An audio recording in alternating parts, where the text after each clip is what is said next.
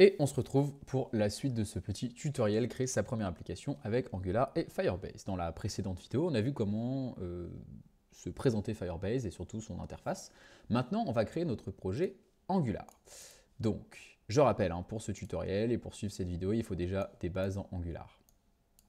Bon, là, on va ouvrir notre terminal préféré et on va venir créer notre projet Angular. Donc ici, je me trouve où? Je suis à la racine, d'accord, très bien. Donc je vais aller, alors moi, je crois que je suis dans Documents. J'ai quoi après? J'ai Programming, très bien. Ensuite, j'ai quoi? J'ai Playground. Hop. Donc Playground, c'est mon petit terrain de jeu. Et là, voilà, je vais pouvoir créer... Quoi que j'avais pas un truc YouTube? Non. Et je vais pouvoir créer ici mon petit projet Angular. Donc ce que je vais faire, c'est que... Hop, je vais zoomer un peu d'ailleurs. Je vais ici utiliser la commande ng new et je vais l'appeler to do app.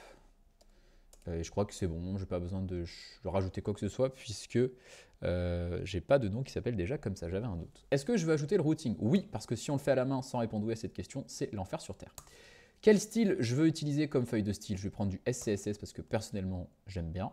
Et ensuite, là, Angular va venir me créer plein de fichiers, va venir m'installer surtout tous les packages NPM. Et Angular, c'est gros et lourd, beaucoup plus lourd qu'un React, qu'un Vue, qu'un Svelte, tout ce que vous voulez, parce qu'Angular vient installer énormément de dépendances par défaut que vous pouvez ou pas ramener dans votre projet. Hein. C'est un petit peu comme des étoiles autour d'une planète. On pourrait dire par exemple des lunes. Okay, imaginons que la planète Terre, nous, on est des tas de lunes autour. Eh bien, ces lunes, elles gravitent, il n'y a pas de problème. Elles ne vont pas alourdir le poids de notre Terre. Par contre, on peut les ramener, si on veut, sur notre petite planète. Et à ce moment-là, ça va alourdir le poids de notre planète. C'est un peu le même principe avec des packages NPM et avec Angular. Angular, c'est notre planète Terre. Il est là, il est solide, comme un roc. Et puis, il a plein de petits packages NPM dans les nodes modules qu'on va pouvoir ramener ou pas. Donc, c'est nos lunes, hein, nos nodes modules, qui vont exister, hein, qui sont là, mais qu'on n'a pas forcément importé dans notre projet, ramené dans notre projet.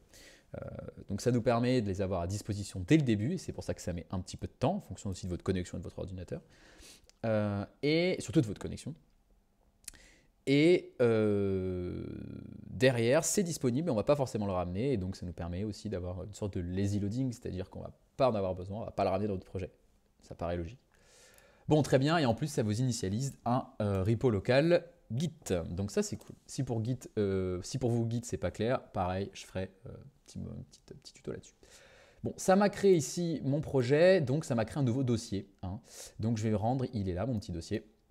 Je vais faire un cd to do app, et là, si je fais ls, je suis dans mon projet Angular. Donc là, je vais utiliser code espace point qui me permet une petite fonction qui vous permet sur Windows et sur Mac, il faut juste l'activer, c'est assez simple, d'ouvrir directement VS Code et tous les fichiers. Espace point, ça veut dire tous les fichiers. Et tous les fichiers du dossier où vous êtes actuellement. Bon, très bien. Donc là, on se retrouve dans notre petit projet Angular. Donc ça, c'est plutôt cool. Ce qu'on va faire, c'est qu'on va installer nos différents petits packages qui vont nous être utiles. Donc ici, je vous parlais du fameux package Angular Fire, donc qui n'est pas le npm install Firebase de base, mais qui va être le npm install Angular Fire. Donc la question suivante, c'est que, voilà, qu'est-ce que c'est Angular Fire? Donc Angular Fire, ici vous avez un GitHub officiel, donc c'est plutôt pas mal. C'est vraiment la librairie officielle pour bosser avec Angular et Firebase, vraiment utile. Vous avez aussi React Fire et, alors Vue Fire, je suis pas sûr, mais vous avez React Fire qui existe aussi.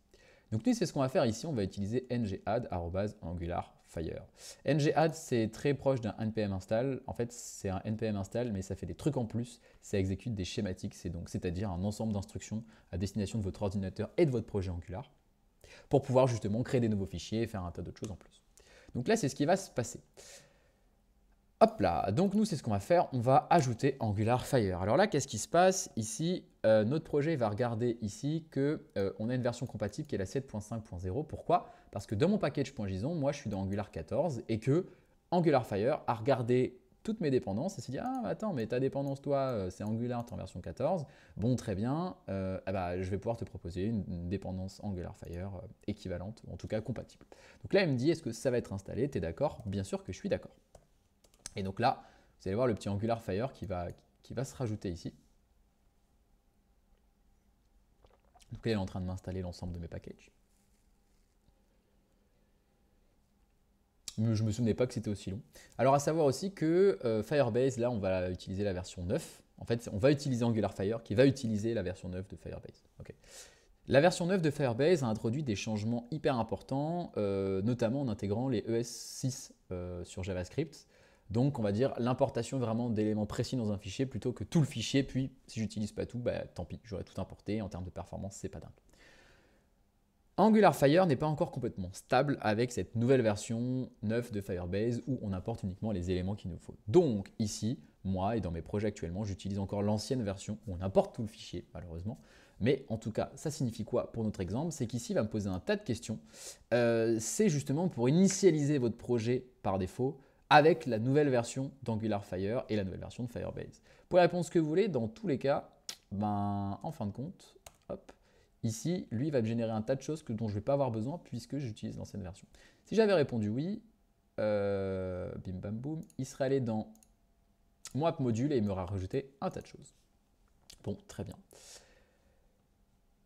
On verra que pour utiliser Angular Fire, on va avoir besoin de rajouter des petites choses aussi dans notre app module.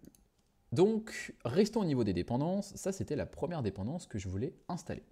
La seconde dépendance que je vais vouloir installer, si vous ne l'avez pas, ça va être npm install. Alors, je ne l'ai plus, mais je crois qu'il nous le donne normalement. Ou pas sûr. Ça va être les Firebase Tools. Donc, c'est npm install-g Firebase Tools. Pourquoi -g? Ça va s'installer globalement sur votre machine. Donc, vous allez pouvoir l'appeler depuis n'importe où, depuis n'importe quel projet. Ça ne va pas s'installer uniquement dans ce projet-là. Et pourquoi? Parce que ça peut être pratique si vous passez d'un projet Firebase à un autre, ou d'un projet Angular à un autre. Vous allez tout le temps utiliser les Firebase Tools. Ils vont vous permettre en quelques lignes de commande, pouvoir tout envoyer en ligne, envoyer la nouvelle version, pouvoir déclencher l'envoi des fonctions, enfin bref, faire un tas de choses vraiment utiles à Firebase en termes d'interactivité entre votre client Angular et votre base de données Firebase. Donc c'est peut-être bien de l'avoir de manière globale et de toute façon vous pourrez le mettre à jour parce qu'il y a souvent des mises à jour. Il suffira simplement d'utiliser le CLI vous guidera et vous dira il faut que je le mette à jour. Bon, très bien. Moi je ne vais pas l'utiliser puisque je l'ai déjà installé, mais en tout cas ça va vous permettre de l'installer. Une fois que vous allez avoir fini d'installer les Firebase Tools, on va pouvoir utiliser Firebase Login. Firebase Login, ici, il va me dire, OK, tu es déjà logué en tant que truc. Mais ça ne marche pas, puisque vous, ça ne va pas être le cas si c'est la première fois que vous utilisez Firebase. Donc moi, je vais utiliser Firebase Logout pour me déconnecter, pour simuler le fait que je sois vraiment quelqu'un qui découvre Firebase. Donc je suis sur un tout nouveau projet et je vais utiliser Firebase Login.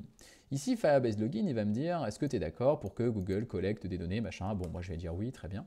Et donc là, il va me dire, OK, Firebase, c'est Google, et donc sélectionne un compte Google pour pouvoir utiliser Firebase.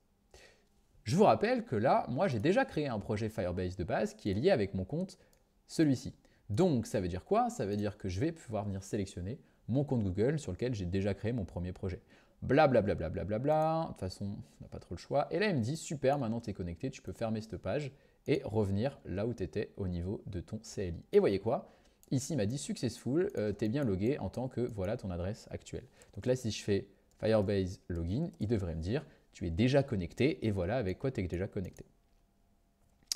Et alors, on va pouvoir utiliser également Firebase Init qui va nous permettre d'initialiser ici les différents éléments à l'intérieur de notre projet Angular. Donc moi, je vais vouloir utiliser Realtime Database et Hosting. Alors, je peux aussi utiliser Hosting avec les GitHub Actions pour pouvoir automatiser pas mal de choses. Bon, on va le faire simple. Hop, on va utiliser un projet qui existe déjà. Donc là, on vient vraiment sélectionner quel projet on veut utiliser. J'aurais pu aussi en créer un directement en CLI, mais je trouvais ça plus intéressant et je le fais souvent de d'abord créer mon projet Firebase dans l'interface Firebase sur l'appli web de la Firebase Console, puis après basculer sur Angular. Mais vous pouvez aussi tout à fait créer un projet Firebase avec le CLI. Donc je vais utiliser un projet existant et ici on va venir sélectionner, donc vous dépêchez avec les flèches du clavier, le To-Do App Angular Firebase Tuto. Bon, j'ai pas mal de projets. J'en ai supprimé quelques-uns. Est-ce que je veux utiliser un fichier de sécurité blablabla en local? On va mettre oui. Enfin, c'est pas ce que je veux, c'est plutôt lequel j'aimerais, comment j'aimerais l'appeler. Ici, il me dit ton répertoire public, c'est dans lequel, en gros, quand je vais builder mon application, tous mes fichiers vont se mettre dans un dossier qui s'appelle dist, D-I-S-T. Et là, je dois indiquer à Firebase quel est le nom du dossier dans lequel se mettent tous mes fichiers build d'Angular. Donc c'est ce qu'il appelle lui par défaut le public directory, mais attention, c'est dist. Hein. Pourquoi? Parce qu'on va voir après, mais quand je fais ng build, ça vient me construire une image de mon application ultra optimisée et ça vient me la mettre dans un dossier qui s'appelle dist. Donc si je veux que lorsque je déploie mon application, Firebase localise bien les fichiers qui ont été buildés par mon appli Angular, il faut bien que je lui dise attention, si tu vas les chercher, c'est dans dist. Et si jamais vous vous trompez ici, vous inquiétez pas, à tout moment, vous pouvez venir le modifier au niveau alors, il n'est pas encore là, je crois, mais le firebase.json, il doit être quelque part par là, ou après, il se mettra. Bah oui, il se mettra après. Vous pourrez venir l'éditer à tout moment, hein, mais c'est juste que là, ça permet d'initialiser comme il faut. Est-ce que je le configure comme une SPA? Oui. Non, je ne veux pas mettre des déploiements automatiques sur GitHub. Ça, c'est du CI/CD, c'est du DevOps. Bon, on peut le faire, hein, mais on ne va pas le faire pour rester simple encore une fois. Voilà, et donc là, il m'a bien créé mes petits projets. Donc là, on a fait Firebase SRC, c'est où se trouve mon projet. Et Firebase.json, vous voyez, c'est un peu, comme j'ai répondu à ces questions ici, il est venu me générer ça. Vous voyez qu'ici, public, c'est dist, donc pas de problème. D'ailleurs, dist, il est là. Il m'a créé un fichier index.html en attendant, qui est le fichier par défaut de Firebase. Bim bam boum, bim bam boum. Mais si jamais je m'étais trompé par exemple et que j'avais laissé public, eh bien c'est pas grave, j'aurais pu ici venir et faire dist et j'aurais sauvegardé et il n'y avait pas de problème. Okay. Avant d'enchaîner sur la suite, donc je vous expliquais ce fameux build, je vous le présente tout de même. Donc là, je vais venir lancer ng build. Donc là, on sort de Firebase, hein, vraiment, c'est Angular. Admettons que j'ai terminé mon application. Je la construis, je la build. Hein, attention, c'est important d'envoyer quelque chose qui est buildé. Sinon, vous avez pas mal de soucis. On détaillera ça plus tard aussi.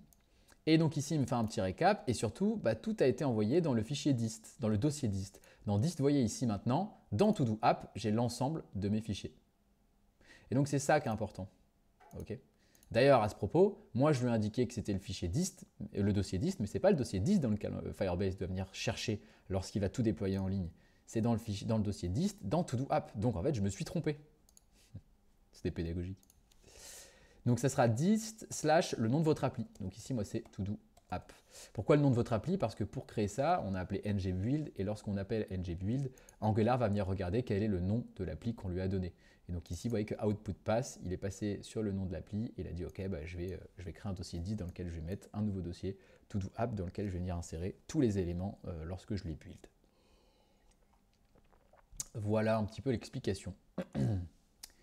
Donc c'est cool, on a installé notre Angular Fire et on verra comment on va l'initialiser tout à l'heure. On a installé les Firebase Tools et on les a utilisés pour se connecter à notre compte, se connecter à notre projet, initialiser le projet, et puis ici comprendre un petit peu comment fonctionnait le dossier dist, donc en gros le dossier qui me servira derrière pour héberger mon site en ligne. C'est plutôt pas mal. Ensuite, on va terminer la partie installation et configuration avec l'installation de PrimeNG. Alors PrimeNG, c'est un super outil qui permet de construire des applications avec une interface UI absolument géniale. Donc c'est un équivalent de Bootstrap si vous voulez, mais en à peu près 90 000 fois mieux. Et donc vous avez pour toutes les versions d'Angular. Moi je suis en 14, donc je vais venir redescendre en version 14. Mais je crois que c'est buggé en ce moment. Bon, je suis bien en version 14, mais il me dit que je suis en version 15 en haut à droite. Bon, c'est pas très grave. Et ici, donc PrimeNG, il y a un tas de choses qui nous permettent d'interagir avec. Donc vous voyez qu'il nous propose un tas de des color pickers, des calendars entiers, tout ça en fait. J'ai juste à suivre la documentation. Il m'explique comment l'utiliser, comment l'installer, et ça m'évite de créer tout ça en fait en HTML, CSS, JS et en version Angular. Donc c'est vraiment génial. On apprendra à l'utiliser pareil petit à petit. Et je vous présenterai de manière un peu plus globale plus tard. Dans tous les cas, c'est une super librairie qui permet de faire un tas de choses absolument géniales, qui possède aussi des petits inconvénients parce qu'elle n'est pas toujours très lisible ou très compréhensible, mais par contre, elle est absolument ultra puissante. Bon, comment ça marche? PrimeNG, on va venir npm install, donc PrimeNG, il faut bien ramener vraiment cette fameuse lune. Là, c'est que la lune, elle n'existe même pas. Donc on va venir la créer, la petite lune autour de notre planète Terre.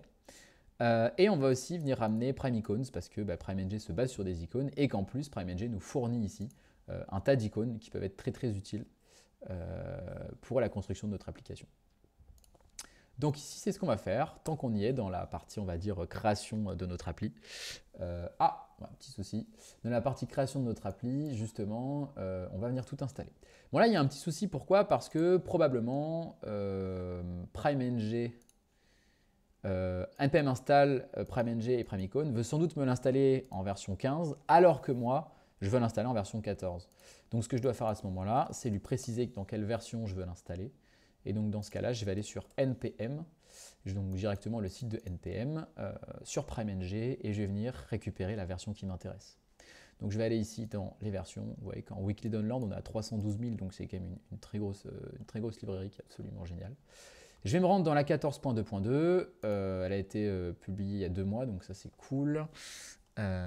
Et ici, il me dit voilà quelle est la commande pour installer la bonne version. Donc c'est ce que je vais faire, npm install primeng, et je vais mettre --save, c'est pour être sûr que tout s'écrive bien comme il faut. Et là, il n'y a pas de souci. Évidemment, je vérifie toujours quand je fais quelque chose comme ça. Donc dans mon package.json, je vais voir ici et j'ai bien mon PrimeNG qui s'est installé. Alors PrimeIcon, il s'est installé en version 6, il n'y a pas de souci. C'était PrimeNG qui avait un petit souci en version 15. Ça me paraît logique parce que PrimeIcon, il ne dépend pas de PrimeNG, donc il peut s'installer en version 6. Pourquoi je parle de la version 6? C'est qu'à l'époque, il était qu'en version 5 et ça marchait très bien. Mais ils l'ont passé en version 6 et ça marche aussi avec la version 14. Ok, on a fini quasiment tout ce qu'il faut pour la partie préconfiguration de notre appli Angular. Et maintenant, pour terminer ça, on va avoir besoin de quoi? Eh bien, de notre fameux petit, hop, ici, objet, pour pouvoir justement l'utiliser et connecter vraiment comme il faut notre appli Angular avec notre appli Firebase. Donc ça ici, moi je vais copier cette partie-là. Là, il me donne les instructions comme si j'étais dans un dossier, un fichier JavaScript vanilla, d'accord? Moi, je vais simplement extraire ce qui m'intéresse, cette partie-là. Et je vais aller dans le dossier environnement. Dans le dossier environnement ici, production false, oui, ça c'est vrai. Je vais venir rajouter un petit Firebase config, donc c'est un objet, hein, attention. Et ici, ça vient me rajouter tous les éléments qui appartiennent eh bien, à mon appli à moi. Vous n'aurez pas les mêmes informations. Évidemment, je le fais aussi dans environnement prod.ts. Qu'est-ce que c'est ces deux fichiers? C'est des fichiers dans lesquels, lorsque vous voulez des comportements différents entre votre fichier local et votre fichier prod, notamment si vous avez une base de données de test et une base de données prod, eh bien c'est dans ces fichiers-là que vous écrivez les différences. Bon là, il n'y a pas de différence, mais il faut quand même l'utiliser. Pourquoi? Parce que lorsque vous faites ngbuild, le fichier environnement.ts est remplacé par le fichier environnement prod.ts. Et une fois que ça c'est fait, on est quasiment bon pour pouvoir utiliser Firebase. Maintenant, tout ce qui va nous rester à faire, hop, ça va être de venir initialiser nos éléments. Et qu'est-ce qu'on va vouloir initialiser? On va avoir le Firebase Angular Fire Database Module. Hop. Donc on va se rendre dans notre app module ici, donc qui est le module de notre le app module de notre premier module. On va venir ici importer cet élément-là. Et on ne va pas oublier non plus, hop, je l'ai sous les yeux, parce que ça, je le fais tellement pas souvent que je l'oublie, hop, de l'importer depuis ici, la dépendance qu'on a installée. Et là, qu'est-ce qu'on se remarque? Donc on est dans Angular/Fire, donc c'est parce qu'on a utilisé npm install tout à l'heure. Et là, on voit qu'il y a écrit /compat/database. /compat, donc, c'est un ensemble de dossiers de compatibilité pour ceux qui n'ont pas encore utilisé la version 9 dont je vous parlais tout à l'heure, qui sont encore sur la version, je pense, 8 ou 7, je ne sais plus. Et qui, voilà, il y a un temps de migration, hein, que ce soit des anciennes grosses applis à migrer vers la version 9 ou que, comme moi, ici, j'attends que ça soit un peu plus stable, j'utilise la librairie compat. Donc c'est pour ça qu'ici, on a la partie compatibilité de Firebase. Le fait de faire ça va me permettre d'utiliser après tout le module pour utiliser la database. Et ça, c'est plutôt pas mal. Et je vais aussi utiliser le Angular Fire module tant que j'y suis, qu'on va venir ici importer également. Hop, voilà. C'est à peu près tout ce que je voulais vous montrer. Alors, Angular Fire Module, il ne faut pas que j'oublie un truc, c'est qu'il faut que je dise, toi, tu vas m'initialiser toute l'application Angular avec quoi? Eh bien, ce qui se trouve dans mon fichier environnement, point, et là, c'est le Firebase config qu'on vient d'ajouter. C'est pour ça qu'on vient de le faire, en fait. Donc, en faisant ça, Lorsque Angular va construire mon appli, que je vais naviguer dessus, lorsque je vais venir vouloir charger mon appli, je vais passer par le app module. Ce app module ici va venir m'importer le Angular Fire module de la librairie compat.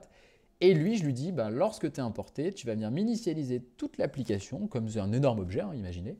Et dans cet objet, je vais venir te paramétrer le fait que je vais te configurer, toi, petit objet Firebase. Et voilà avec quoi je te configure ce que m'a donné Firebase et que j'ai mis dans mon dossier environnement. Pourquoi je passe par le dossier environnement, encore une fois, je pourrais faire différemment, c'est que, par exemple, ici, on aime bien, dans la version environnement.ts, mettre une base de données. Par exemple, si on voit database URL et on a l'URL de la base de données. Eh bien, souvent, on aime bien ici mettre un lien de base de données pré-prod, donc c'est-à-dire une autre base de données, dans lequel on peut faire un tas de tests, il n'y a pas de souci, ça ne va pas toucher la base de données de notre prod. Et ici, souvent, on met le lien de la prod. Ce qui fait que comme on a ici un objet Firebase config et ici un autre objet Firebase config, mais qui dans mon exemple sont différents, ici c'est important de préciser que lorsqu'on initialise l'application, on prend le fichier environnement.firebase config et ce fichier, je le rappelle, lorsqu'on build Angular, va venir se changer automatiquement. D'accord? Ça encore une fois, dans mon angular.json, je peux le voir quelque part. Voilà ici, lorsque je configure, alors je dois être dans la partie architecte, voilà c'est ça. Dans mon projet, au niveau de l'architecture et au niveau du builder, donc lorsque je vais build mon application ici, je vais dire ok, voilà les fichiers que je vais vouloir remplacer. Je vais remplacer mon fichier environnement.ts par mon fichier environnement.prod.ts. Donc ça pareil, vous pouvez le modifier si vous le souhaitez. Mais c'est ce qui est fait par défaut dans Angular et nous on ne va pas forcément y toucher. En tout cas, voilà l'explication. Et voilà ce qui conclut cette deuxième vidéo sur la partie configuration vraiment de notre projet Angular. On en a fini pour les introductions et on va pouvoir passer à ce qui nous intéresse vraiment, le coding.